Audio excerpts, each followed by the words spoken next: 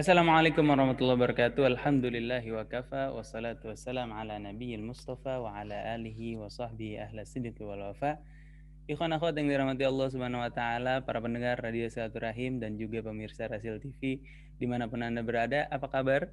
Semoga ikhwan akhwat sekalian diberi kesehatan dan inayah dari Allah subhanahu wa ta'ala. Kami ucapkan selamat datang kembali ikhwan akhwat di acara kajian tasawuf bersama saya Isa Alkaf, Ondi kameramen dan juga Ondi sebagai kameramen. Bersama kita ada Said Ahmad Mujtaba yang sudah terhubung melalui via Zoom. Assalamualaikum Said Ahmad. Waalaikumsalam warahmatullahi wabarakatuh. Marhaba, ahlan wa sahlan habib. Hayakumullah, ahlan wa sahlan. Sehat, sehat. Sehat, Sehat, alhamdulillah habib. Khair alhamdulillah. wa afiyah. Sabahul khair, sabah Masya nur. Allah, Masya Allah. Masya Allah. Masih terhubung melalui via Zoom karena kami masih menerapkan PPKM lockdown. Jadi para narasumber tidak bisa hadir ke studio. Sid, hari ini kita bahas bab apa sih? Marhaba habib. Masya Allah, ahlan wa sahlan habib. Ya, minggu lalu kita mulai dalam tema membahas kitab Mahiyatut Tasawuf wa Simati Ahli habib ya, karangan Sayyidil Habib Umar. Mengungkap hakikat ilmu tasawuf dan tanda-tanda ahlinya, ahli tasawuf itu. Kemarin kan kita sudah masuk ke mukaddimah ya, yang basmalah kemudian hamdalah juga salawat. Di situ Sayyidil Habib menyebutkan bahwasanya kitab ini adalah kitab yang sangatlah ringkas, yang bisa mengungkap dan membuka tirai yang tertutup atas ilmu tasawuf itu. Nah sekarang insya Allah di sini Habib di bab pertama, sebelum kita masuk ke tanda-tanda pengamalan orang yang menamakan dirinya dengan as-sufi atau tasawuf, di sini perlu kita membahas dulu masalah definisi Habib. Nah, inilah mungkin tema kita hari ini, definisi ilmu tasawuf itu apa, definisi itu. Nah, itu mungkin insyaallah Habib pembahasan kita hari ini. Masya Allah, Masya Allah. Jadi hari ini kita akan membahas tentang definisi tasawuf dari kitab Mahiyatut Tasawuf karangan Habib Umar bin Muhammad bin Salim bin Hafid. Bagi ikhwan akhwat yang ingin mendapatkan kitabnya dalam bentuk PDF, silahkan kirimkan permintaan ikhwan akhwat melalui WhatsApp ke nomor 0813 kali 93 kali 720 atau kirimkan saja permintaannya melalui via WhatsApp, atau juga bisa bertanya melalui itu dan juga berdiskusi melalui kami via WhatsApp. Dan jika ingin berdiskusi via telepon silahkan hubungi 021 845 1512. Silakan Said Ahmad untuk menjelaskan. Masya Allah, ahlan wa sahlan Habib. Bismillah. Baik. Bismillahirrahmanirrahim. Alhamdulillahirabbil alamin. Wassalatu wassalamu ala sayyidil mursalin sayyidina Muhammadin wa ala alihi wa sahbihi ajma'in. Subhanaka la ilma lana illa ma 'allamtana innaka antal alimul hakim wa tub 'alaina innaka antat tawwabur rahim. اللهم يا فتاح يا عليم يا فتاح يا عليم يا فتاح يا عليم افتح علينا فتحا قريبا يا أرحم الراحمين. اللهم لا سهل إلا ما جعلته سهلا وأنت تجعل الحزن إذا شئت سهلا. اللهم سهل لنا حفظ العلوم وهب لنا واسعات الفهوم بجاه نبيك المعصوم صلى الله عليه وسلم. اللهم إنا نسألك العلم اللدني والمشرب الصافي الهني وهب يا غني، ونعوذ بك اللهم من علم لا ينفع وقلب لا يخشع وعمل لا يرفع وعين لا تدمع ونفس لا تشبع ودعوة لا يستجاب لها برحمتك يا أرحم الراحمين يا أرحم الراحمين يا أرحم الراحمين. نوينا التعلم والتعليم والتذكر والتذكير والنفع والانتفاع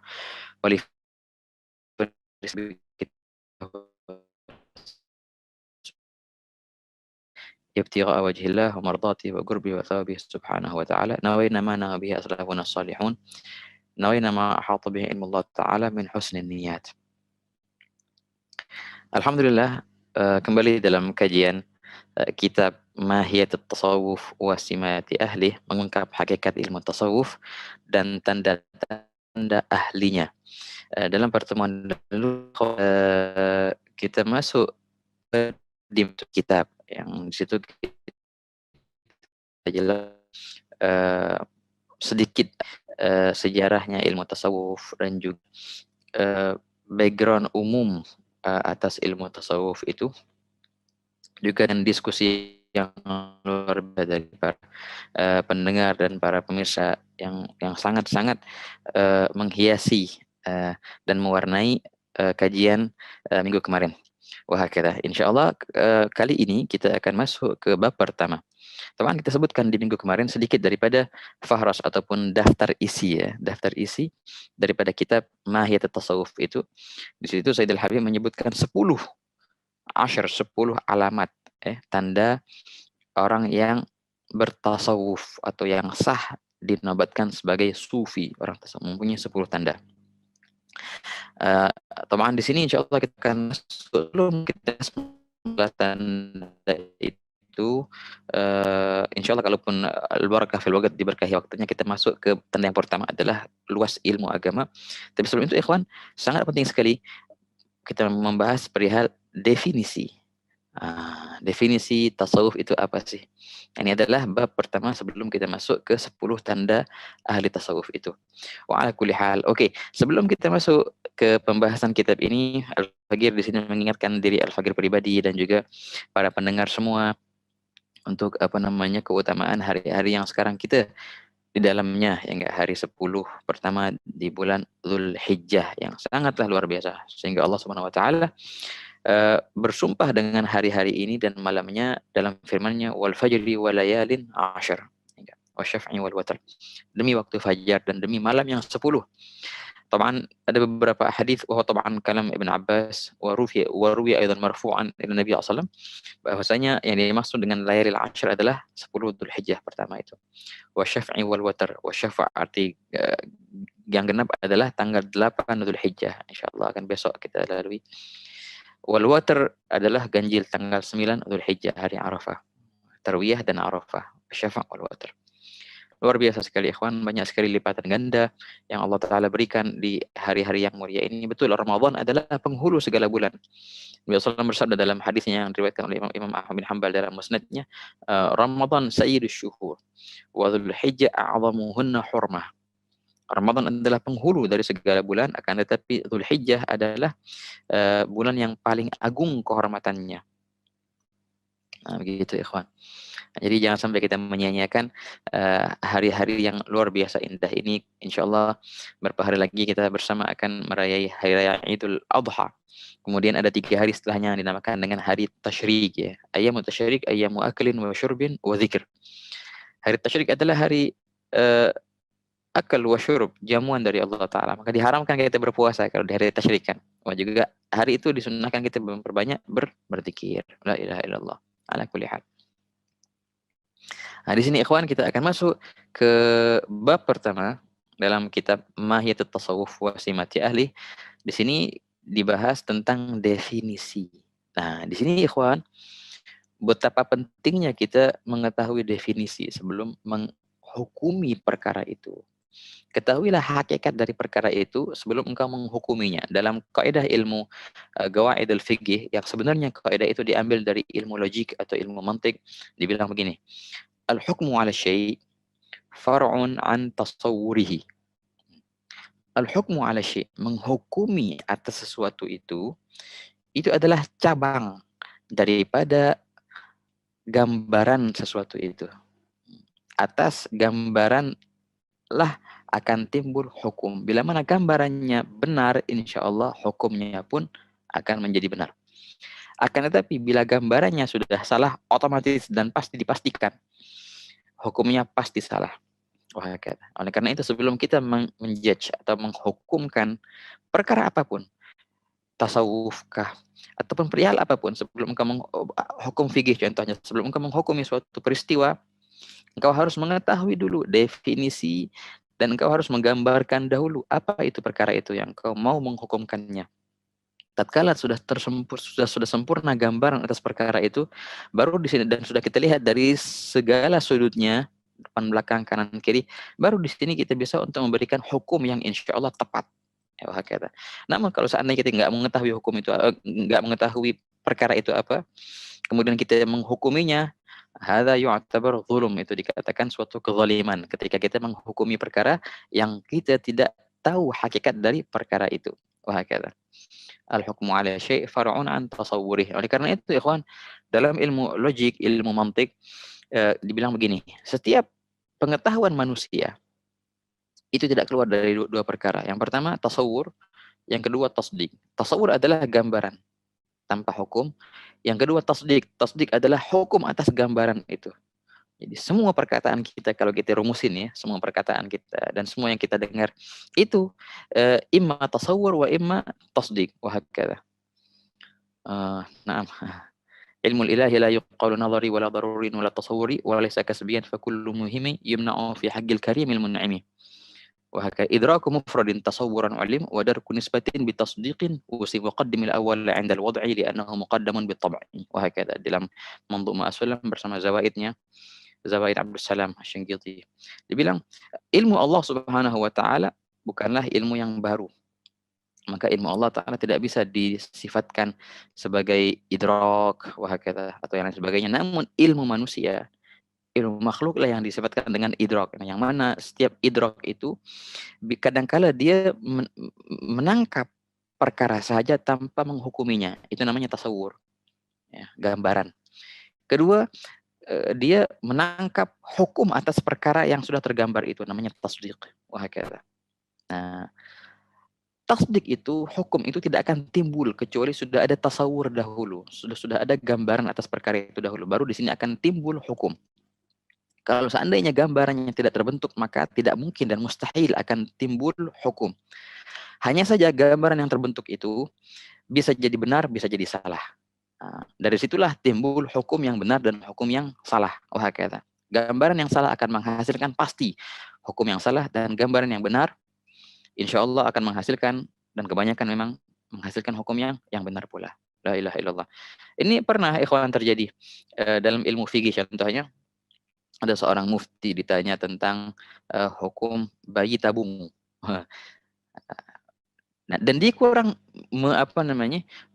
kurang dalam penggambarannya apa itu bayi tabung, dan dia buat suatu fatwa, dia tulis ini hukumnya begini gini gini.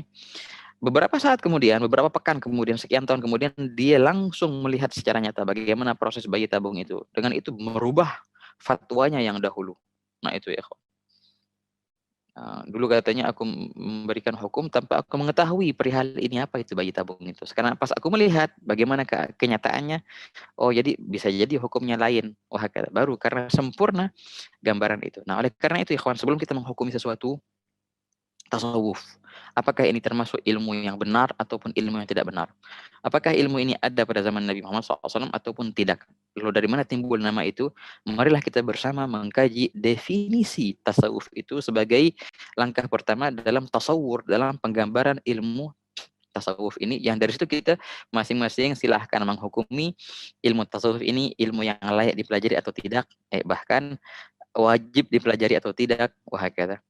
Bahkan apakah ini berasal dari Rasulullah atau tidak, oke, silahkan hukum sendiri nanti setelah kita bersama mengkaji definisinya. Wahakadha. Ini mungkin muqaddimah ikhwan untuk kajian hari ini. Tapi bismillahirrahmanirrahim, kita akan baca bersama definisi dari ilmu tasawuf itu apa. Bismillahirrahmanirrahim. Qala Sayyidul Habib, at-tasawuf.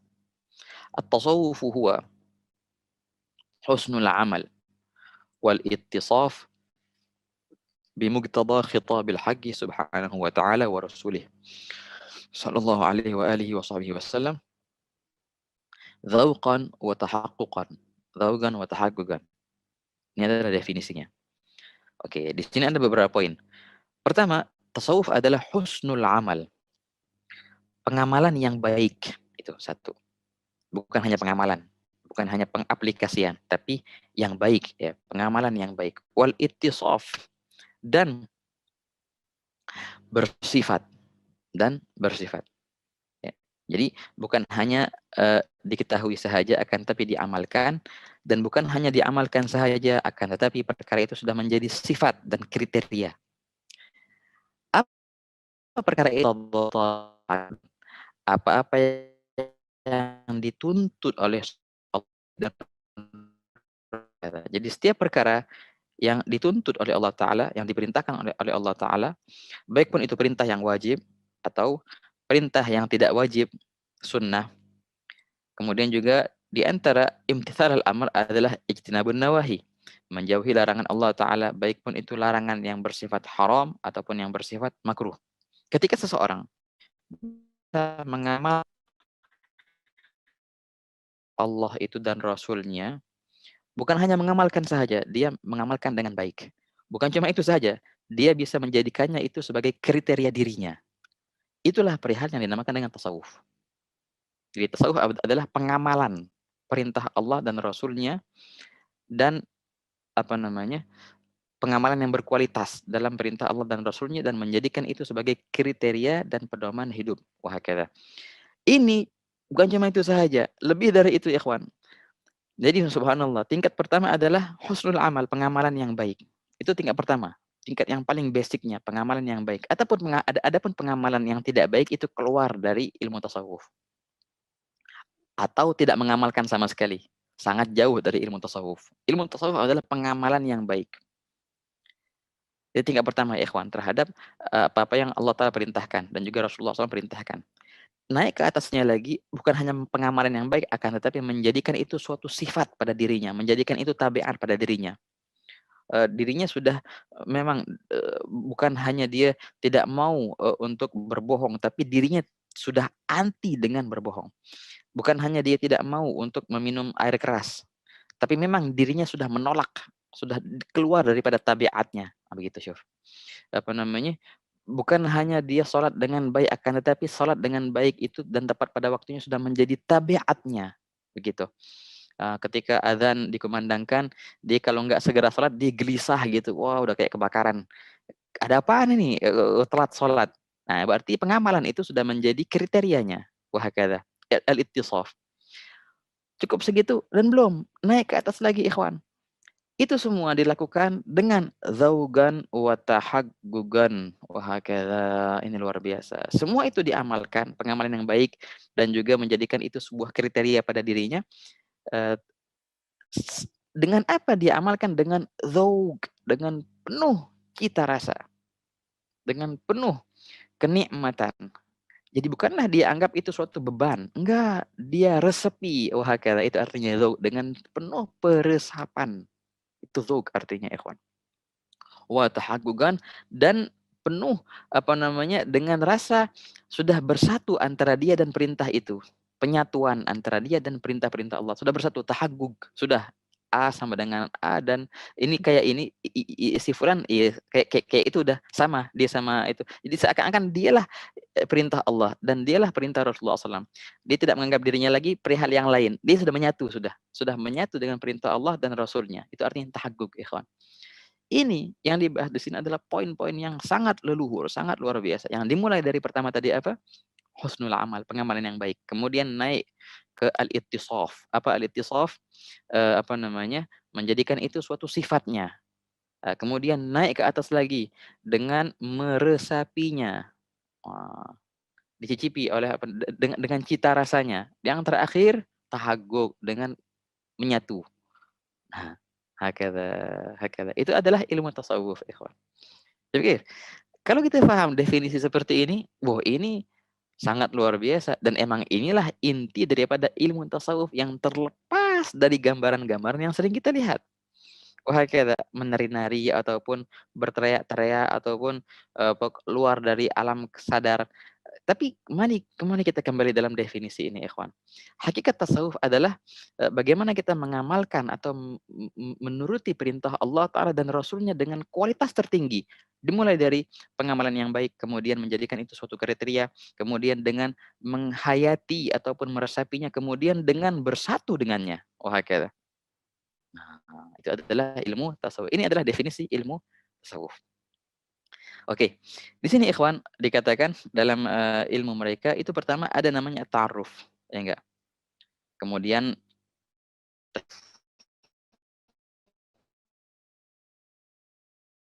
wahakala. Perihal pertama adalah ta'aruf, berkenal dulu. Engkau berkenal dengan apa sih perintah Allah dan Rasulnya, apa-apa aja sih? Hanya kenal saja. Oh begini, oh ini benar, ini makruh kita tinggalkan, wahakadha. Kemudian setelah ta'aruf apa? Tasyawuf, engkau mau dan tertarik untuk itu. Kemudian setelah engkau mengamalkannya, engkau mengetahui dan engkau tertarik dengannya, engkau mengamalkannya, kemudian tadzawuq, engkau meresapinya, wahakadha. Yang terakhir adalah tahagguk, engkau bersatu dengannya. Nah, di sini ikhwan, maka tidak heran kalau seandainya kita mendengar dari beberapa tokoh ulama sufi contohnya. Di antaranya Al-Imam Al-Habib Abdullah bin Husain bin Tahir, seorang ulama Hadramut, yang beliau berkata seperti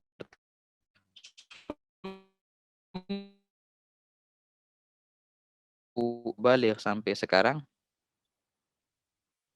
tidaklah pernah terlintas di hatiku untuk mengamalkan perkara yang makruh. Makruh aja bukannya nggak pernah diamalin. Nggak pernah terlintas di hatinya untuk mengamalkan perkara yang makruh. Berarti apa? Kalau haram sudah jangan dibahas lagi, pasti nggak pernah beliau jatuh ke perihal yang haram dan juga nggak pernah terlintas di hatinya untuk melakukan perkara yang haram. Bukan hanya haram saja, makruh pun larangan. Makruh adalah larangan, ya ikhwan. Walaupun larangan tidak keras, tapi suatu yang dibenci. Walaupun tidak berdosa ketika seseorang jatuh ke perihal yang makruh. Akan tapi itu suatu larangan. Bukannya dan beliau sudah selesai dari perkara yang haram dan makruh pun beliau juga selesai. Bukan cuma tidak mengamalkan, akan tetapi tidak terlintas di hatinya untuk mengamalkan makruh itu. Ini suatu kualitas yang tinggi dalam pengamalan perintah Allah Subhanahu wa taala. Ya enggak? Nah, begitu tuh namanya.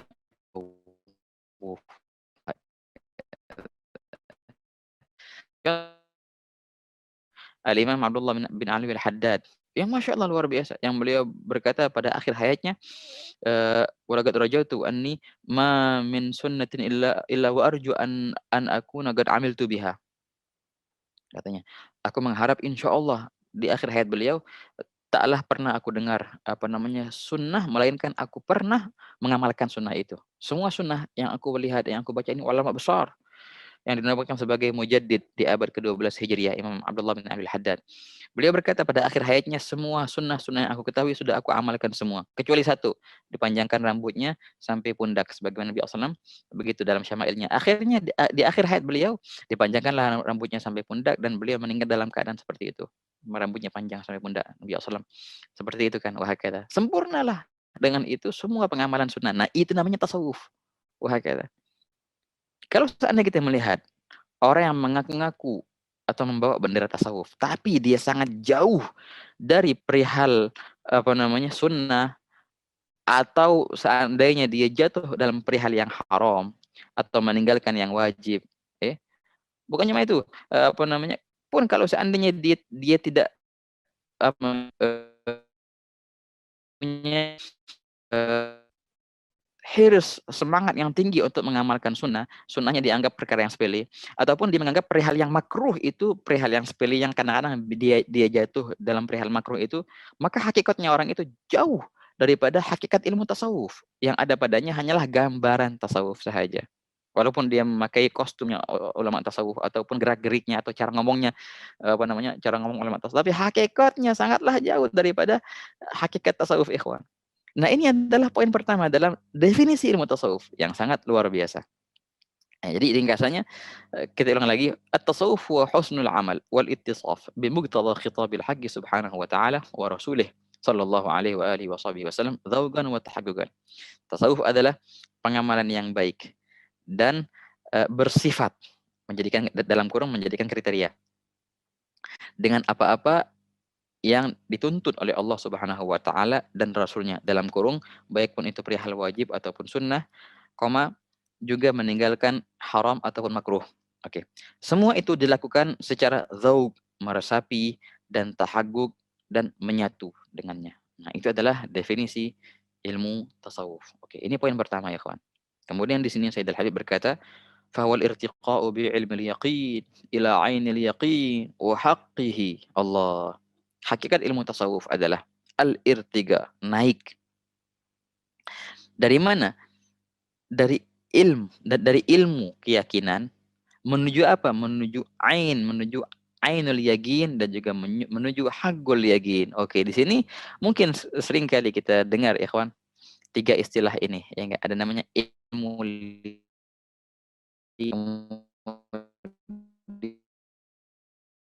tiga. Nah, dan kedua ainul yakin dan ketiga adalah haqqul yakin. Oke. Tiga perkara ini ikhwan. Hakikat ilmu tasawuf adalah perihal yang membawa kita. Dengan ilmu itu kita akan dibawa menuju ainul yakin. Kemudian dari ainul yakin kita akan dibawa menuju haqqul yakin. Dalam apa? Dalam perihal pengamalan perintah Allah Ta'ala dan Rasulnya. Yang tadinya kita hanya mengetahui dengan ilmu yakin. Kemudian dengan penerapan yang baik, menjadikannya sebagai kriteria kita dengan meresapi dan menyatu dengannya, maka naik kepada ainul yakin. Engkau lihat sendiri. Ain, apa arti ainul yakin? Ain, penglihatan yang yakin.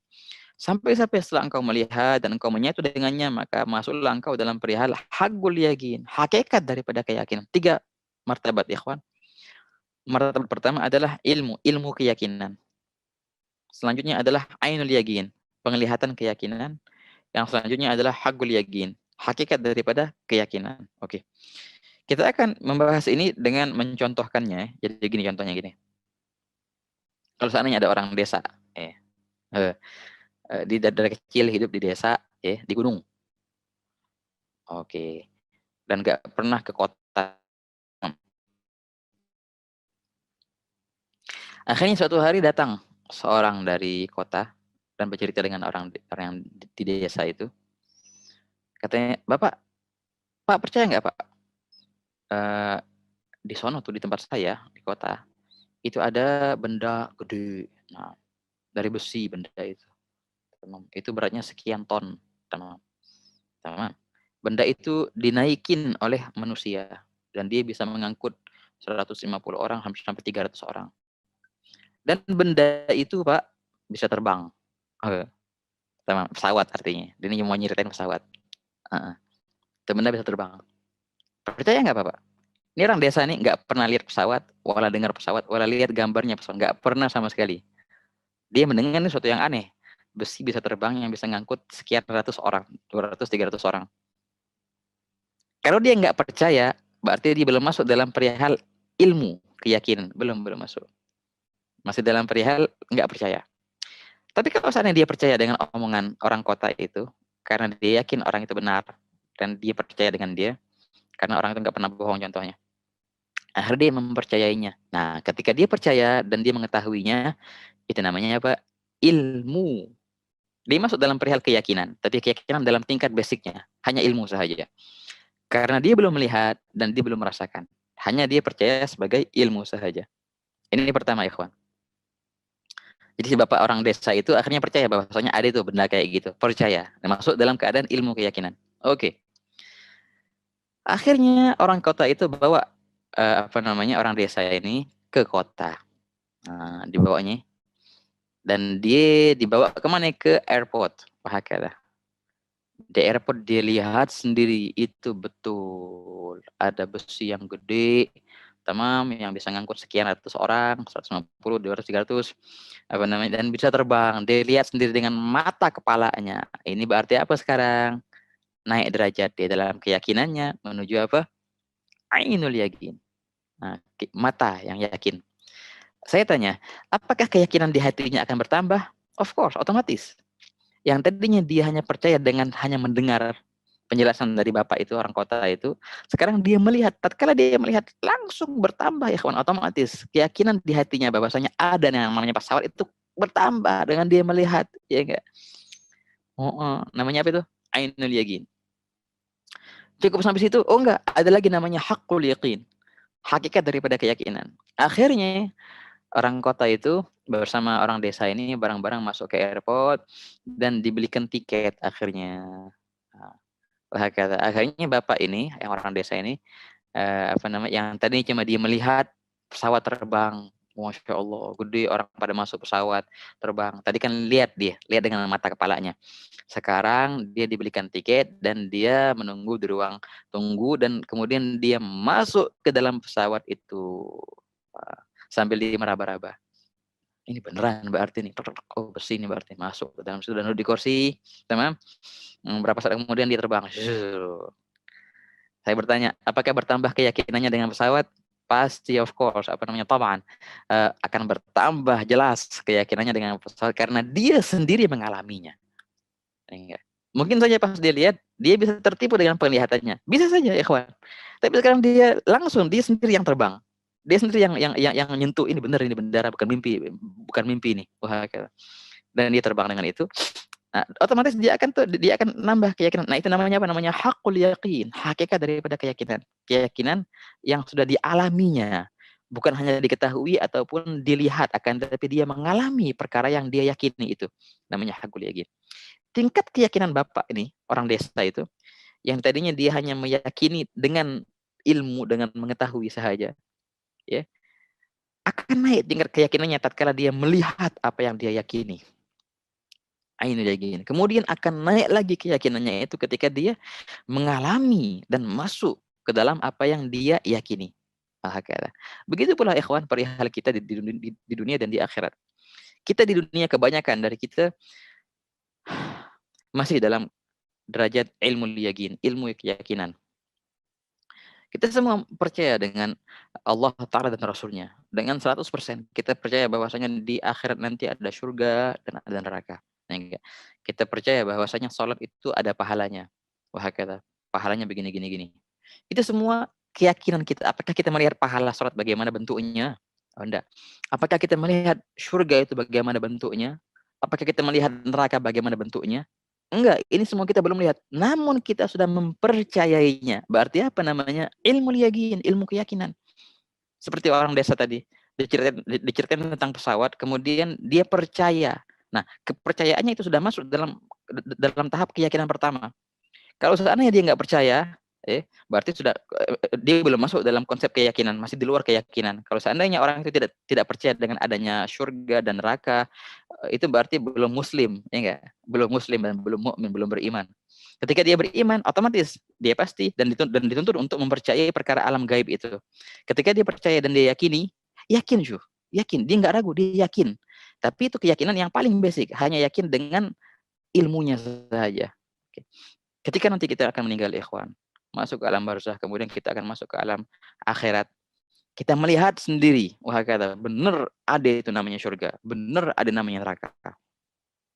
Ya enggak? Itu namanya apa sekarang? Ainul yakin. Perkara yang engkau yakini dahulu, yang engkau tidak lihat, sekarang engkau lihat dengan nyata. Depanmu, surga dan neraka. Naik tingkat keyakinan di hati itu. Setelah setelah dia melalui beberapa jenjang di akhirat, hisab, kemudian mizan, kemudian sirat, kemudian dia masuk ke surga. Dia benar-benar ngalamin surga kayak gimana, dan dia benar-benar ngalamin naudzubillah min dzalik, neraka gimana contohnya. Ketika itu akan nambah keyakinannya menjadi apa? Menjadi hakul yakin. Wah, begitulah ikhwan. Tingkat keyakinan seorang mukmin yang di dunia kebanyakan masih dalam keadaan ainul yakin. Kemudian di akhirat nanti akan naik ke ainul yakin ketika dia melihat surga dan neraka itu. Kemudian akan menambah ke hakul yakin ketika dia masuk ke surga dan neraka. 3 tingkat ini itulah tingkatan yang dibahas oleh ulama tasawuf. Dan mereka berupaya bagaimana kita bisa sampai ke derajat yang paling tinggi adalah hakikat daripada keyakinan, dan engkau masih dalam keadaan dunia. Engkau masih di duniamu, engkau bisa menggapai derajat hakul yakin. Walaupun engkau tidak melihatnya atau engkau tidak mengalaminya, tapi tingkat keyakinan itu bisa ditingkatkan setinggi-tinggi mungkin sampai ke derajat hakul yakin. Pertanyaan, bisakah seorang hamba tingkat keyakinannya dinaikin tapi dia belum melihat ataupun dia belum mengalami, tapi dinaikkan tingkat keyakinan? Sangat bisa ya kawan. Ini adalah perkataan Sayyidina Ali karramallahu wajhah. Sayyidina Ali bin Abi Thalib karramallahu wajhah, beliau berkata, "Lau kushifa al-ghita mazdattu yaqina." Lau kushifa al-ghita mazdattu yaqina. Kalau seandainya Allah Ta'ala bukakan hijab ini, penutup ini, sehingga aku bisa melihat surga langsung, melihat neraka langsung, aku bisa meraba-rabanya. Kalau seandainya Allah Ta'ala bukakan alam gaib itu, sungguh tidak akan bertambah keyakinanku kepadanya. Maksudnya apa? Keyakinannya sudah mentok. Di dunia itu keyakinannya Sayyidina Ali sudah di puncak dan di ujungnya. sudah sampai derajat haqqul yaqin. Sehingga kalau seandainya tirai ini dibuka oleh Allah Ta'ala, tirai hijab itu, sehingga dia melihat surga dan neraka, dan kemudian beliau sendiri langsung meraba-raba, itu sudah mentok, sudah tingkat keyakinannya, nggak bisa nambah lagi. Kalau kita kan nggak lihat, ya yakin. Pas ngelihat, nambah keyakinan. Kemudian pas merasakan langsung, nambah lagi keyakinan. Tapi kalau beliau sudah mentok tingkat keyakinannya. Pun kalau beliau melihat atau beliau merasakan langsung, sudah mentok tingkat keyakinannya. Padahal beliau masih di dunia. Hakala. Lau kusyifil qita' mazdadtu yaqina. Inilah perihal yang dibahas oleh ulama tasawuf, bagaimana kita meningkatkan tingkat keyakinan kita. Sehingga di dunia bukan cuma engkau mempunyai ilmu yaqin, tapi engkau bisa naik ke derajat ainul yaqin. Ain, penglihatan keyakinan, dan engkau bisa naik ke derajat haqqul yaqin, hakikat daripada keyakinan, sedangkan engkau masih dalam keadaan di dunia. Itulah yang terjadi dengan Sayyidina Ali karramallahu wajhah. Itu semua kita akan diantarkan untuk menuju target yang mulia itu dengan apa? Dengan kembali ke definisi tadi, dengan pengamalan yang baik dan bersifat mengkriteriakan semua perintah Allah Ta'ala dan Rasulnya, yang wajib, yang sunnah, menjauhi semua larangannya, yang makruh ataupun yang haram, dan semua itu kita lakukan dengan dengan meresapinya, bukan terbebani dengannya, dengan meresapinya, dan juga dengan at-tahaggu, dengan menyatu dengannya. Wa hakadha ya ikhwan. Wa huwa sa'yu was-su'ud bisulamil iman, bisulamil Islam wal iman ila naili maratibil qurbi wal ma'rifatil khassati billahi wal mahabbatil khalisati minallahi walillah.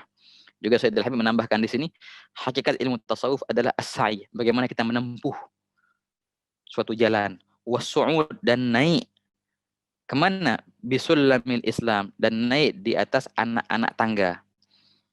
Tangga apa? Tangga keislaman. Wal iman, tangga keimanan. Karena keislaman dan keimanan itu banyak sekali martabah-martabahnya. Ilmu tasawuf adalah ilmu yang mengantarkanmu, yang menuntutmu untuk bisa menempuh jalan ke depan, yang menuntutmu untuk bisa naik dari anak tangga pertama ke anak tangga kedua, sampai ke atas, sampai kemana? Ila naili maratibil ghurub, sampai engkau menggapai martabat-martabat yang tinggi, kedekatan kepada Allah Ta'ala, wal ma'rifah, dan ma'rifat, dan mengenal al-khassah, ma'rifat yang sangatlah khusus dengan Allah Ta'ala, alam al-ma'rifah, dan juga wal mahabbah, dan cinta al-khalisah, yang tulus minallah, engkau akan mendapatkan cinta yang tulus minallah, dari Allah, walillah, dan engkau akan mencintai Allah Ta'ala. Allah Ta'ala akan memberikan cintanya kepadamu, dan engkau pun akan cinta kepada Allah Ta'ala dengan cinta yang sangatlah tulus, hakikat daripada cinta, ikhwan. Dan juga bagaimana engkau mengenal Allah Ta'ala dengan pengenalan yang khasa, yang khusus. Engkau akan mendapatkan kedekatan kepada Allah Ta'ala. Itu adalah tingkatan-tingkatan daripada tangganya keislaman dan keimanan, yang mana itu semua akan dituntut kita oleh ilmu tasawuf untuk menggapai semua itu ke atas. Wah, kata ikhwan. La ilaha illallah. Ringkasnya di sini adalah jadi Masya Allah ya, ini Masya Allah dari definisi dari ringkasan ke ringkasan. Yang akhir di sini, poin terakhir ikhwan. Wa huwa husnul ittiba' li sayyidina Rasulullah SAW wa husul thamaratihi min mahabbatillah azza wa jalla. Ringkasan ilmu tasawuf. Muter-muter tadi, gimana ainul yaqin, haqqul yaqin, wa ilmu yaqin, apa namanya, derajat keislaman, keimanan, juga definisi pertama tadi, husnul amal wal ittisaf ila akhir. Tapi ringkasannya di sini adalah tasawuf adalah husnul ittiba', mentauladani Rasulullah SAW dengan baik. Itu ringkasan ilmu tasawuf. Bagaimana engkau mentauladani Rasulullah Sallallahu Alaihi Wasallam dengan sebaik-baiknya. Engkau mengikuti jejaknya, engkau mengikuti perihal yang wajib engkau lakukan, perihal yang sunnah engkau juga lakukan. Engkau tinggalkan perihal yang haram semua, perihal yang makruh juga engkau tinggalkan, dan engkau sebaik-baik mungkin mentauladani Rasulullah SAW wa husul thamarati, dan untuk mendapatkan buah daripada kita mengikuti Nabi SAW itu, mentauladani baginda SAW. Apa buahnya? Adalah min mahabbatillah, menggapai cinta Allah Subhanahu wa Ta'ala azza wa jal. Nah, itu adalah ringkasan daripada ilmu tasawuf. Intinya adalah tasawuf adalah bagaimana engkau mentauladani Rasulullah SAW dengan sebaik mungkin, dan engkau bisa menggapai buah daripada itu, yaitu adalah menggapai cinta dari Allah Ta'ala azza wa jal. Nah, itu adalah apa namanya, definisi ilmu tasawuf. Mungkin sekian ikhwan kajian kita pada kali ini. Di sini kita membahas pentingnya kita mendefinisikan sesuatu sebelum kita menghakiminya.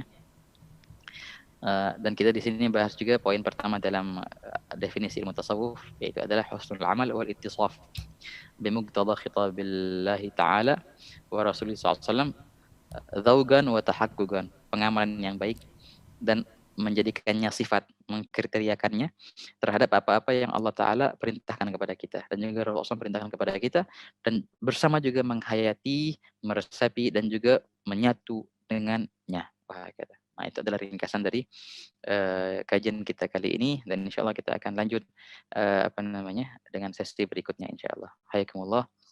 Hayakumullah. Jazakallah Ahlan wa khair, sahlan Habib. Habib. Tafadhol Jazakallah Habib. khair, Habib. Hayakumullah. Ana mau sedikit menyampaikan berita duka, Habib, datang Insya Allah dari khair. salah satu pengisi narasumber Radio Silaturahim, Ustadz Muhammad Rahmatullah, pengisi Renungan Kolbu, telah berpulang, meninggal dunia tadi malam,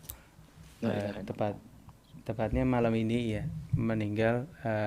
Kami mohon kepada ikhwan akhwat sekalian untuk sekiranya mengirim doa, kemudian agar beliau diampuni dosanya oleh Allah Subhanahu wa taala, kemudian diluaskan alam kuburnya, diberi cahaya di kuburnya, serta diterima amal ibadah beliau di sisi Allah Subhanahu wa taala. Mungkin nanti Habib di akhir acara bisa membantu meratibkan Fatihah untuk beliau.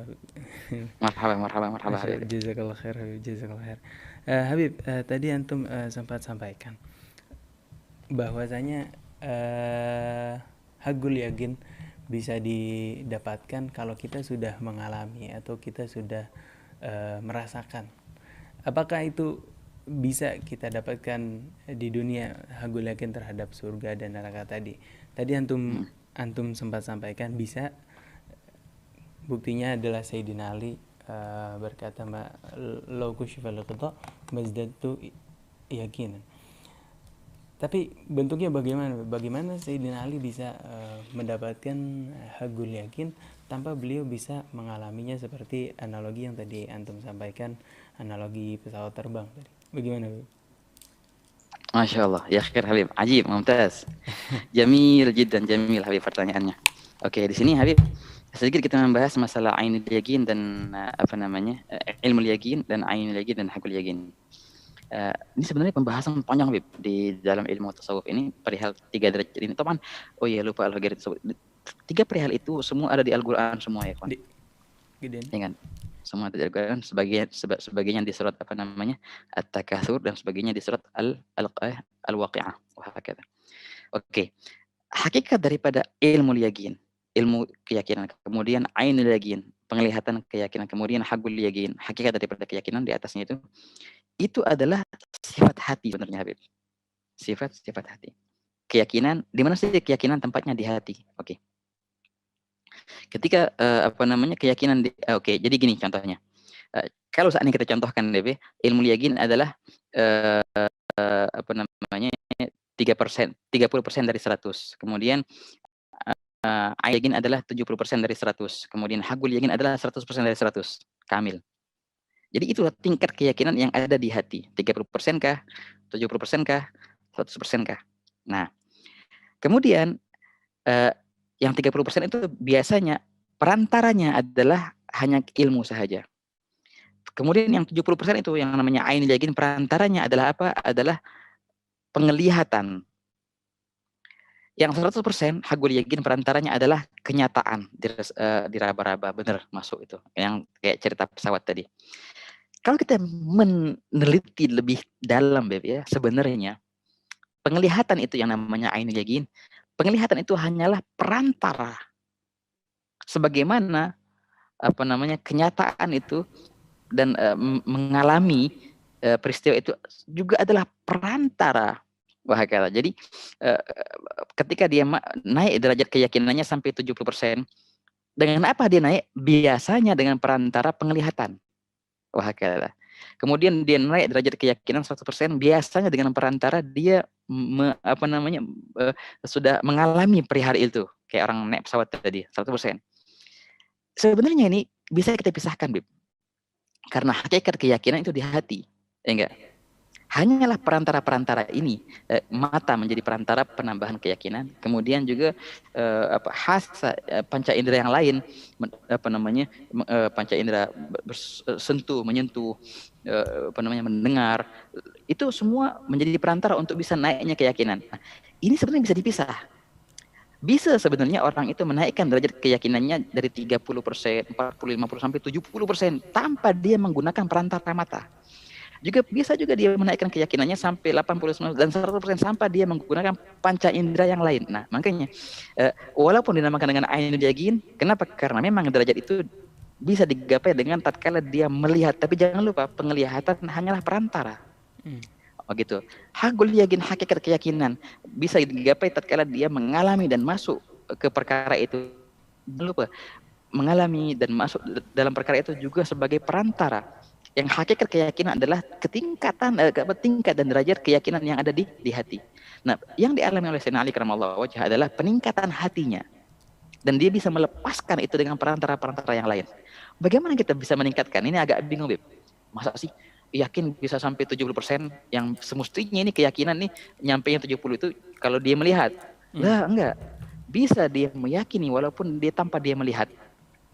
Nah, contohnya gini, contohnya. Bapak orang desa itu contohnya, satu orang yang ngabarin, ini sebelum dia ke kota, Beb ya. Dia masih diceritain di desa sama temennya itu, bahwasanya ada namanya pesawat. Dia percaya sama temannya, karena temannya nggak pernah bohong. Oke. Bukan satu orang, kemudian ada temannya lagi yang lain ngabarin, oh iya emang ada pesawat. 30 orang, 50 orang, 100 orang, akhirnya Masya Allah dia bertemu dengan banyak orang yang memang mengabarkan ada namanya pesawat, tapi dia belum melihatnya. Itu tingkat keyakinannya nambah, ya enggak? Nambah dan nambah, kalau bahasa hadisnya namanya tawatur, ya enggak? Tawatur. Nambah yakin. Tatkala dia melihat pesawat, dia sudah enggak heran lagi. Ini dianggap sama dia dari perihal yang sudah biasa. Kenapa ya? Padahal dia baru melihat nih pesawat nih. Tingkat keyakinannya sudah bertambah tatkala dia di desa. Karena apa? Karena banyaknya yang mengabarkannya. Dia bisa memisahkan sekarang antara tingkat keyakinan itu dengan penglihatannya. Jadi penglihatan sebagai panca indera adalah wasilah, perantara. Hanya perantara saja. Yang mana bisa kita gapai peningkatan dalam keyakinan itu tanpa menggunakan perantara ini. Begitu pula hakul yakin. Tingkat yang tinggi dalam keyakinan yang biasanya dengan perantara masuk dan mengalaminya, dan bisa kita gunakan dan bisa kita gapai keyakinan itu tanpa menggunakan perantara ini. Nah, hakikatnya itu, jadi intinya di sini mata dan panca indera yang lain hanyalah perantara dalam keyakinan itu, yang mana hakikat keyakinan adalah keyakinan hati dan bisa digapai tanpa menggunakan perantara itu. Oh, gimana caranya? Nah, inilah antara akan dibahas dalam ilmu tasawuf, bagaimana engkau bisa sampai ke hakul yakin tanpa menggunakan perantara-perantara mata ataupun panca indera yang lain, hanya sekedar keyakinan ilmu saja. Nah, begitu, Bib. Masya Allah, jazakallah khair, jazakallah khair. Jadi kalau Allah jangan Akbar. dimaknai secara literal ya, basiroh, hati yang lihat, bukan mata Betul, luar biasa. Sahih. mata kita secara fisik, tapi hati. Insya Allah penjelasan Betul, gamblang betul, sekali, Habib. Habib. Betul. Jazakallah khair, Habib. Jazakallah khair. Masih banyak pertanyaan, Habib, tapi kita akan kembali setelah pesan berikut. Bagi ikhwan akhwat yang ingin bertanya, silahkan kirimkan pertanyaan di ikhwan akhwat di nomor WhatsApp 08 13 kali 93 kali 720, atau bisa telepon ke nomor 021 845 1512. Sekali lagi, bagi ikhwan akhwat yang ingin bertanya, silahkan kirimkan pesan Anda ke WhatsApp nomor 08 111 999 720. Kami akan kembali setelah pesan-pesan berikut.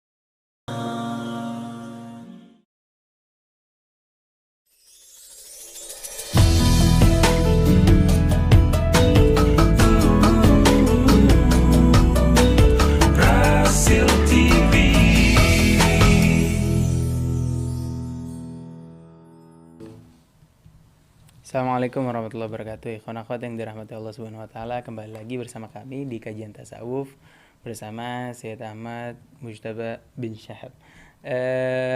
Masih membahas kitab Mahiyat Tasawuf karangan Syed Habib Umar bin Muhammad bin Hafid, kitab yang membahas tentang hakikat ilmu tasawuf. Masih bersama kita Syed Ahmad Mujtaba melalui via Zoom. Syed, tadi kita sudah bahas Marhaba Habib. tentang definisi ilmu tasawuf dan bagaimana bagaimana kita memahami ilmu tasawuf itu dengan mudah dan apa inti pemahaman dari ilmu tasawuf. Masih ada pertanyaan dari pendengar. Habib, Anda bacakan. Pertanyaan pertama dari Ibu Rahmawati. Assalamualaikum warahmatullahi wabarakatuh. Apakah ilmu tasawuf hanya diamalkan dengan cara harus masuk satu tarikat yang dipimpin oleh seorang mursyid? ممتاز. أيوة. مرحبا Habib. Langsung dijawab Habib? Iya. Oke, bismillah. Marhaba. Alafu. Minta maaf. Ala tul. Bismillah. Masya Allah. Jazakumullah khair. Ini ibu siapa namanya tadi? Ibu Rahmawati. Ibu Rahmawati. Jazakumullah khair Ibu Rahmawati atas pertanyaannya. Ini memang sering kali kita ditanyakan perihal seperti ini. Yang tadi barusan kita bahas definisi ilmu tasawuf dengan demikian rupa, pasti akan menimbul suatu pertanyaan, juga melihat keadaan tasawuf yang sekarang kan banyak namanya tarigah ataupun tarekat kalau bahasa kita, dan tiap-tiap tarekat itu biasanya ada guru mursyidnya, guru pembimbing kalau mursyid itu artinya kan. Pertanyaan, apakah Ani mau nih pas mendengar kriteria definisi tasawuf itu, wah bagus tuh, boleh deh masuk tasawuf. Di sini akan pasti dipertanyakan, apakah harus Ani masuk dalam tarekat-tarekat yang sudah ada atau enggak? Oke. Jawabannya gini, ikhwan. Mengetahui perintah Allah Ta'ala dan bagaimana pengamalannya dengan baik, enggak? Itu sangat susah kalau seandainya kita mandiri, artinya Anda berusaha sendiri deh. Oh itu susah banget. Harus ada sosok yang kita contoh untuk kita mengikuti, yang mana sosok itu sudah tercetak oleh sosok sebelumnya, yang mana sosok sebelumnya sudah tercetak oleh sosok yang sebelum, sampai rantai yang bersambung sampai Rasulullah Shallallahu Alaihi Wasallam. Dengan itu sangatlah mudah kita mentawaladani Rasulullah SAW, dan kita mengaplikasikan, kemudian kita menjadikan itu sebagai kriteria kita sebagai dan juga meresapi ataupun bersatu dengannya. Kata tahagguk tadi, dengan sosok yang kita lihat di depan mata itu sangatlah mudah jadinya. Tapi kalau seandainya nggak ada kayak gitu, sangatlah susah, ikhwan. Nah, tapi untuk makanya di sini perlu namanya pembimbing ataupun guru murabbi, ya. Kalau dalam bahasa tasawufnya al-murabbi. Murabbi adalah seorang yang mengajarkanmu bagaimana engkau berjalan menuju Allah Subhanahu wa taala, dan dialah yang menuntunmu ketika engkau berjalan menuju Allah Subhanahu wa taala, yang mana orang itu sudah tertuntun juga, sudah tercetak dengan yang sebelumnya, dan begitulah rantai yang bersambung sampai Rasulullah SAW. Apakah harus masuk ke tarekat tertentu? Jawabannya kalau harus sih tidak, dan sangat tidak, nggak harus masuk. Apakah harus ada seorang murabbi, pembimbing? Iya, jawabannya harus. Karena tanpa seorang pembimbing itu bakal nyasar gitu kalau bahasa ininya. Bakal nyasar kemana ya? Baca akhirnya biasanya yang kayak gini lah, dari hasil baca-bacaan akhirnya bingung mau bagaimana mengaplikasikannya, biasanya akhirnya nyasar. Nah, harus adalah sang murabbi, pembimbing itu. Dan apakah harus menjadi tarekat? Enggak harus masuk tarekat. Dan perihal tarekat itu ada pada yang timbul pada zaman tabi'in dan pada tabi'in, dan muncullah tarekat. Tiap-tiap sosok itu mempunyai cara jalan yang khusus. Imam Syekh Abdul Qadir Al-Jilani contohnya mempunyai adhkar yang khusus yang beliau rangkum untuk memudahkan murid-muridnya untuk berjalan menuju Allah Ta'ala. Muncullah namanya tarekat Al-Qadiriyah. Begitu pula Abil Hasan Asy-Syadzili, begitulah Sidi Ahmad Ar-Rifai dan lain sebagainya. Intinya begini ringkasannya. Ada suatu target yang kita mau sampai ke situ. Kita ada pedomannya nih. Buku petanya sudah ada sama kita. Oke. Peta itu ya ikhwan bagaikan pembimbing, murabi tadi. Tanpa murabi nggak mungkin kita bakal sampai ke situ. Kalaupun sampai itu hanya kebetulan. Bukan artinya nggak ada yang sampai, tapi itu tadi kebetulan sampai ke target tanpa peta. Wah, kata sangatlah jarang dan itu hanya kebetulan. Hanya arti kebetulan di sini apa? Hanyalah orang-orang yang dipilih oleh Allah Subhanahu wa taala. Yang dalam istilah mereka namanya majdzub. Wah, kata. Dengan peta ini engkau mempunyai pembimbing peta itu. Wah, kata. Kemudian yang namanya tarekat itu, ya enggak? Mursyid itu bagaikan orang yang membimbingmu, bukan hanya peta saja. Oke, kalau ada peta, bisa nih kita nyampe. Tapi masih susah juga. Masih susah juga. Walaupun ada petanya, walaupun ada murabi, ya enggak? Tapi kita mau jalan sendiri. Yang penting ada murabi. Bisa nyampe, tapi susah. Tapi kalau seandainya ada yang menuntunmu, yang mana dia sudah tahu lika-liku jalannya, yang mana ada jurang, yang mana jalannya bagus, dituntun. Nah, itu penuntun itu bagaikan tarekat tadi. Sosok penuntun itu bagaikan tarekat yang tuntun. Karena itulah jalan yang sudah ditempuh oleh orang-orang yang diyakini aman. Wah, kata. Jalan sampai ke depan, dituntun sampai ke target itu, ikhwan. Nah, begitulah perumpamaannya tarekat itu bagaikan sosok penuntun. Adapun guru murabbi itu bagaikan peta.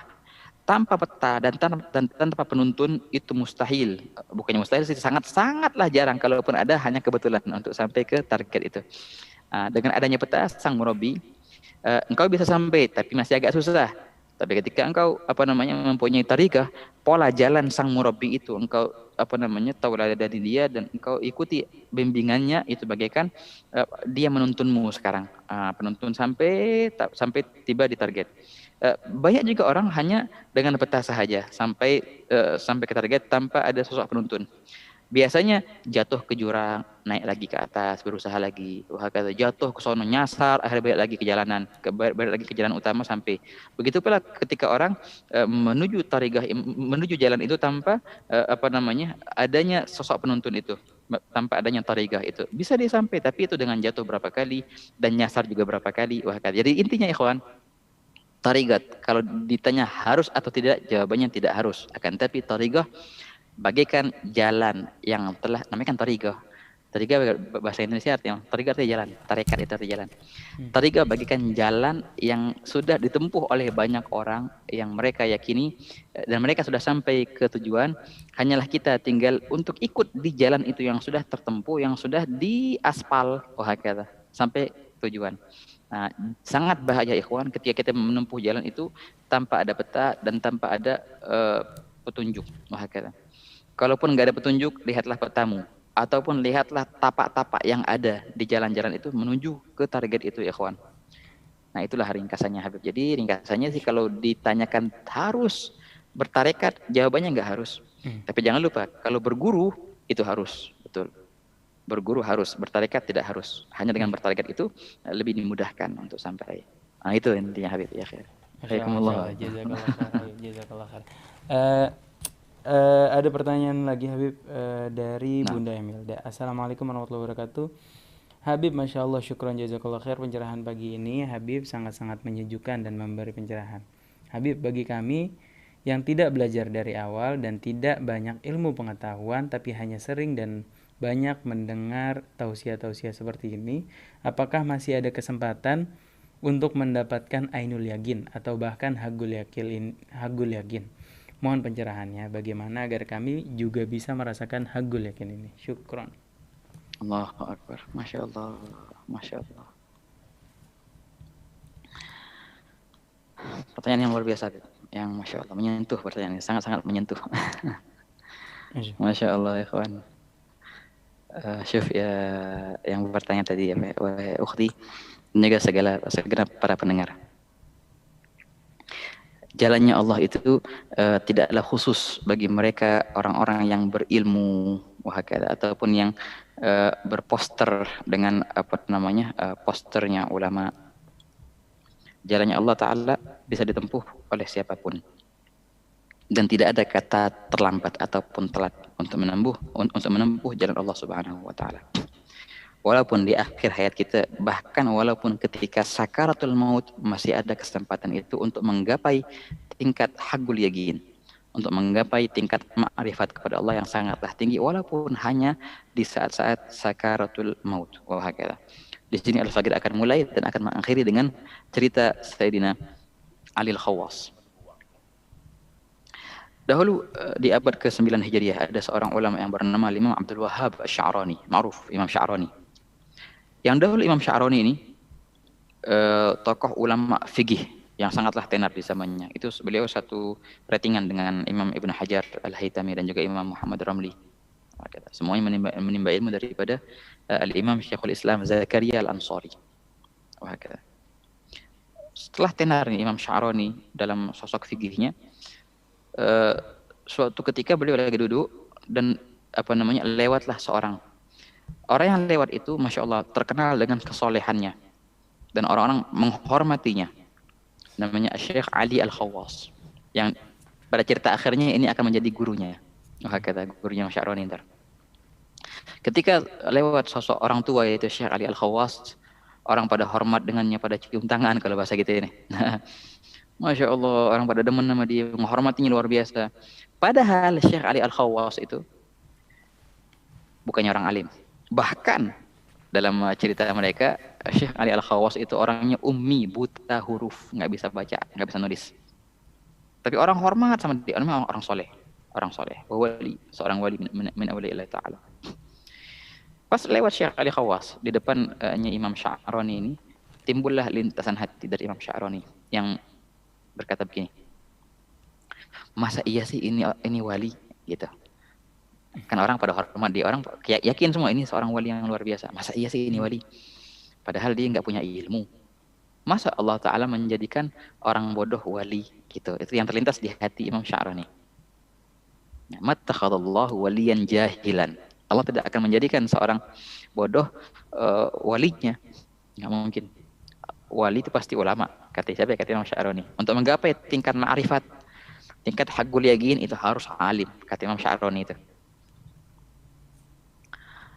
Bisikan hati Imam Sya'rani itu diketahui oleh Syekh Ali Khawwas. Masya Allah, orangnya orang yang saleh. Nah, langsung dilirik sama Syekh Ali Khawwas. Dan beliau langsung menjawab bisikan hati Imam Sya'rani itu. Gal, na'am, mattakhadallahu waliyan jahilan. Betul sekali, kata Syekh Ali Khawwas. Betul sekali. Allah tidak akan memilih walinya dari kalangan orang yang bodoh. Walakin idza takhadahu 'allamahu. Namun kalau seandainya Allah Ta'ala mau menjadikannya walinya, maka ia sendiri akan mengajarkannya. Allah. Kata Syekh Ali Khawwas. Kalau Allah sudah milih, ini maunya ini orang bodoh. Sangatlah mudah Allah Ta'ala memberikan ilmu, namanya ilmu laduni. Diberikan ilmu sama dia menjadi orang alim. Sampai akhirnya Allah Ta'ala milih dia untuk menjadi walinya. Memang nggak ada ceritanya wali bodoh.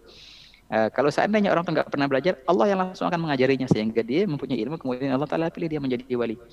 Jawaban itu yang dijawab oleh Syekh Ali Khawwas, yang langsung beliau arahkan ke Imam Sya'rani. Imam Sya'rani terkejut dengan jawaban yang sangat luar biasa itu. Akhirnya beliau datang dan minta maaf ke Syekh Ali Khawwas, dan cerita yang panjang, dan akhirnya Imam Sya'rani menuntut ilmu kepada Syekh Ali Khawwas ini, yang menjadi gurunya dalam ilmu tasawuf. Oke. Intinya di sini, ikhwan, kita bukan cuma yang bertanya saja, kita semua ikhwan, kita ini orang awam semua yang hanya demen enak nikmat kalau seandainya kita hadir di majelis ta'lim, ya, dengar kajian-kajian. Walaupun sebagian mungkin sempat ada yang pernah meluangkan waktunya khusus sekian tahun, contohnya untuk mondok ataupun belajar di mana gitu atau di mana. Itu semua masih ikhwan, sebenarnya hakikatnya kita dalam keadaan masih orang awam dan sangat-sangat awam kita sebenarnya. Tapi itu bukan berarti kita ditutup dari untuk masuk ke jalan mereka, ke jalannya orang-orang yang khawas, orang yang khusus. Pintu Allah senantiasa terbuka. Nah, bagaimana kita bisa menggapai haqqul yaqin itu sedangkan kita mempunyai kesibukan yang banyak, kita hanya meluangkan waktu untuk mendengar kajian-kajian seperti ini contohnya ataupun menghadiri beberapa majelis. Bisakah? Sangat bisa. Dan sangat bisa, ya ikhwan. Bagaimana? Oke, kuncinya satu, teman, yang inti dan utamanya engkau minta kepada Allah Ta'ala, berdoa kepada Allah Ta'ala terutama di dalam kegelapan malam untuk disampaikan ke derajat yang tinggi ini, ke hagul yakin sebelum kita meninggal. Sungguh dikatakan perihal yang sangat berharga di dunia ini adalah ma'rifatullah, mengenal Allah Ta'ala sampai ke derajat hagul yakin. Nah, dikatakan begini, sungguh rugi orang-orang yang meninggal yang pernah mereka hidup di dunia, tapi mereka tidak pernah mencicipi perihal yang paling lezat di dunia. Apa perihal paling lezat? Bukannya kekayaan, bukannya mahkota, bukan. Perihal paling lezat di dunia adalah engkau mencicipi ma'rifatullah. Ketika engkau masih berada di dunia, engkau masuk surga dahulu sebelum engkau masuk surga yang sebenarnya. Surga ada di dunia dengan apa? Dengan surga ma'rifatullah, surga mengenal Allah Ta'ala, surga cinta kepada Allah. Itu suatu surga yang luar biasa, ya ikhwan. Ketika engkau bangun malam contohnya, menyendiri dengan Allah Ta'ala, bermesraan dengan Allah, itu adalah engkau menyicipi sedikit daripada aroma surga, ketenangan hati. Engkau meneteskan air mata contohnya di dalam kegelapan malam, engkau meminta kepada Allah Ta'ala, ya Allah, cicipkanlah aku ya Allah mahabbah kepadamu ini ya Allah. Ya Allah, bidhara min mahabbatillah hatta afna biha an kulli ma siwa Allah. Ya Allah, cipkanlah aku satu butir daripada cinta kepadamu sehingga aku lupa dari alam semesta semuanya. Gapai ya Allah, berikanlah aku kesempatan untuk menggapai derajat hagul yakin ini. Dengan permintaan yang tulus dalam doa di kegelapan malam akan diarahkan oleh Allah Ta'ala sehingga engkau bertemu dengan seorang dituntun. Subhanallah, dengan dalam kesibukan yang luar biasa ada aja waktu untuk bisa menyendiri dengan Allah Ta'ala, dengan seorang pembimbing itu, dan terus dibawa mulai dengan langkah yang satu itu adalah minta dan berdoa kepada Allah Ta'ala untuk diberikan perihal itu. Niscaya engkau akan melihat keajaiban yang luar biasa, dibukakan jalan dan kesempatan yang luar biasa menuju ke depan. Insyaallah ya khair. Alhamdulillah Habib. Masya jazakallah khair Habib. Allahumma rzuqna ma'rifatakal azim ya Allah. Amin. Dan kita diberi rezeki ma'rifatullah, sesuatu yang lezat sekali di dunia ini. Dan bagaimana kita bisa mengenal Allah kalau kita tidak membaca ayat-ayat Allah, tidak mentadaburi ayat-ayatnya, qauliyah maupun fi'liyah ya Ustaz. Kurang lebih begitu ya Habib. Masya Allah Habib. Ajib Habib. Nah. Tahu ma'rifatullah, minimal ya dekat dengan ayat-ayatnya, dekat dengan kitabnya, dekat dengan Al-Quran wabil khusus. Habib, kita sudah di penghujung waktu nih Habib. Masya Allah Habib. Sudah habis, tidak terasa penjelasan antum sangat enak didengar, sangat enak penjabarannya, sehingga kita nggak kerasa sudah kurang lebih 1,5 jam berada mengkaji kitab Mahiyatut Tasawuf karangan Sayyidil Habib Muhammad bin Salim bin Hafid. Sudah tadi kita ikhwan akhwat membahas definisi tasawuf dan apa saja yang menjadi analogi kita agar bisa mudah dalam memahami tasawuf. Ke depan kita akan membahas 10 ciri-ciri atau 10 tanda orang yang sudah memiliki atau sudah masuk atau sudah tinggi ilmunya dalam menjalani tasawuf satu-satu. Mulai dari apa yang pertama Habib? Nah, yang pertama itu Habib, keluasan ilmu syariat. Keluasan ilmu syariat.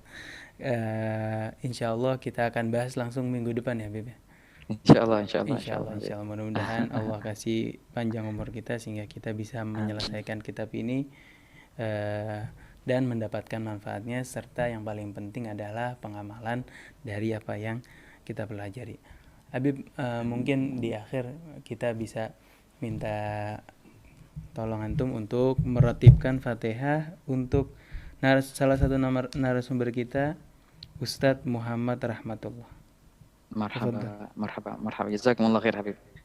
Jazakumullah khair para pemirsa yang sudah setia mendengarkan kajian ini. Semoga Allah Ta'ala menjadikan bagian kita bukan hanya mendengar ataupun berkata saja. Insyaallah Allah Ta'ala jadikan bagian kita untuk bisa mengamalkan dengan meresapi dan penyatuan, sehingga kita bisa menggapai daripada al-mahabbal khalisah lillahi ta'ala. Oke. Al-Fatihah ila ruh sayyidina wa syafi'ina Rasulullah sallallahu alaihi wasallam.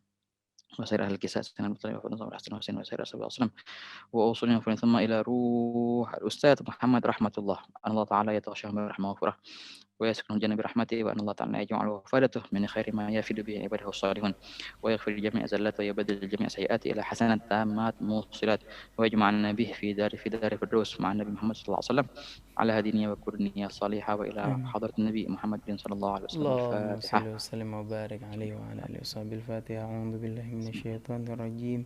بسم الله الرحمن الرحيم. Alhamdulillahirabbil alamin arrahmanir rahim maliki yaumiddin. Iyyaka na'budu wa iyyaka nasta'in. Ihdinas siratal mustaqim siratal ladzina an'amta 'alaihim ghairil maghdubi 'alaihim waladdallin. Amin. Jazakallahu khairan jaza Habib Ahmad Mustafa atas penjabarannya, penjelasannya dan jawaban dari pertanyaan-pertanyaannya, juga doanya untuk Ustadz kita Ustadz Muhammad Rahmatullah. Semoga semua dakwah yang sudah disampaikan Ustadz Rahmatullah di Radio Silaturahim bisa bermanfaat buat ikhwan akhwat sekalian. Semoga apa yang beliau sampaikan, apa yang Ustadz Rahmatullah sampaikan menjadi amal jariah untuk beliau, bisa menjadi teman untuk beliau di alam kuburnya, bisa menjadi cahaya untuk beliau di alam kuburnya, dan menjadi hujah pembela untuk beliau di hari kiamat. Semoga juga diampuni segala dosanya dan diterima amal ibadahnya. Juga untuk semua ikhwan akhwat yang sedang mengalami penyakit, semoga diangkat penyakitnya, diberi ketabahan untuk keluarganya, dan bagi ikhwan akhwat yang kehilangan saudaranya, kehilangan gurunya, kehilangan kerabatnya, semoga segera diberi kesabaran, ketabahan di dalam hatinya, sehingga bisa lebih mengangkat derajat ikhwan akhwat sekalian di sisi Allah Subhanahu wa taala. Ikhwan akhwat, saya Isal Kaf, Ondi dan Fajar sebagai operator mohon undur diri. Wassalamualaikum warahmatullahi wabarakatuh.